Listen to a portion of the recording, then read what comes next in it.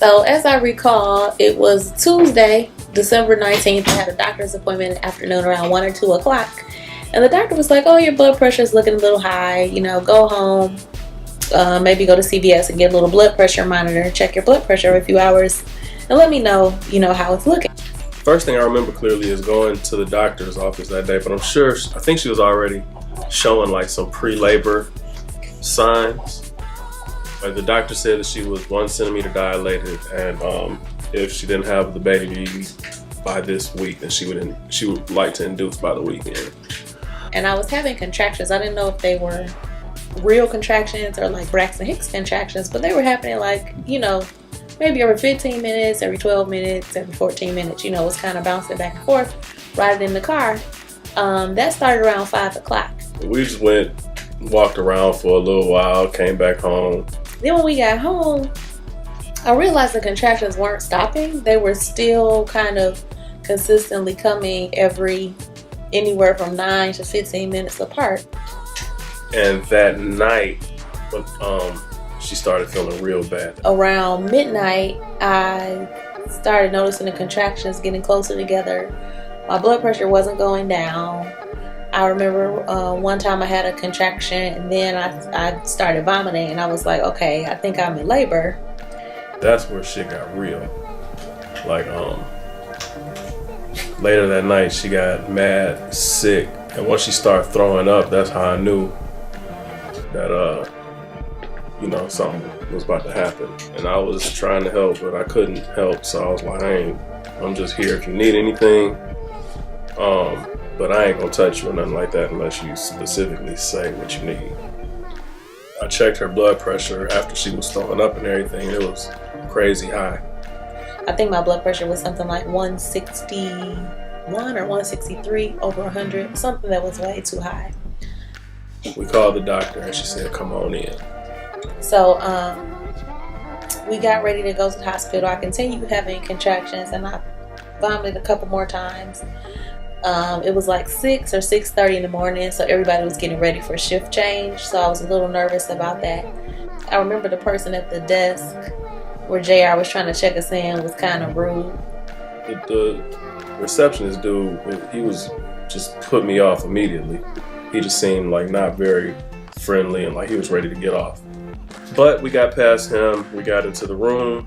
We had a very beautiful labor and delivery room, had a beautiful view, but at that point I was really focused on trying to manage my contractions. We had our birth plan put together. We wanted to do it all natural, no medication or anything like that. Immediately they were tossing that out the window. I didn't want any unnecessary drugs or medication, but because my blood pressure was so high, they said I had preeclampsia or toxemia. And that just kind of set the stage for a bunch of other interventions. So they had to give me fluids, and then they had to give me magnesium sulfate. And because that can make you dizzy or like woozy, they don't let you get out of the bed. Then they had to put these compression boots on my legs. So I was tethered to the bed. Then they put you on a monitor, one monitor for my blood pressure, another monitor for the baby's heart, another monitor for my contractions. So at this point, I think I had 7 things connected to me. The contractions, I think they started to get a little bit slower because of magnesium. And then they gave her Pitocin to speed them up. It was kind of starting to get to the point where if someone would be trying to talk to me while I was having a contraction, I couldn't hear like what they were saying. So every time a new nurse or a nurse's aide or doctor or someone came trying to talk to me, I was just putting up my finger like, give me a moment. At some point she got Pitocin, but we told them we didn't want that either. They kept trying to push me to get an epidural and to get drugs, or we can give you something for the pain and blah blah blah, but I tried to hold that off as long as possible because I didn't want to have a catheter, I didn't want to have the epidural, I didn't want any of that. I convinced them to place the epidural catheter but not to turn on the drugs, so that if I needed epidural later it would already be in place. So they did that. We were waiting on her water to break. And they were like, no, we're going to have to just go ahead and break your water because it's been so long. We want to break your water and just get the process rolling. They wanted to break my water, and I said, well, let's wait. And then 30 minutes later, by the grace of God, my water broke on its own. We waited some more. Carola's mad uncomfortable, having contractions this whole time. Around midnight, they determined that my water had only partially broken, so they wanted to break my water the rest of the way. I think I got up to maybe about 6 centimeters before they wanted to go ahead and give me the Pitocin, which I didn't want. And then once they gave me the Pitocin, the contractions really started hurting, so then they turned the epidural on. They were like, okay, let's call Dr. LeBrant, get this show on the road. So when the doctor came in at 8 in the morning, I was at 10 centimeters. Dr. LeBrant got there, right, and Carola was ready to push. And she was like, okay, let's push. And I don't know, I might have pushed 3 or 4 times. He did a really good job. Like, I could feel him actively moving down and helping with the labor, and it was a big relief. She started pushing maybe like 8:15.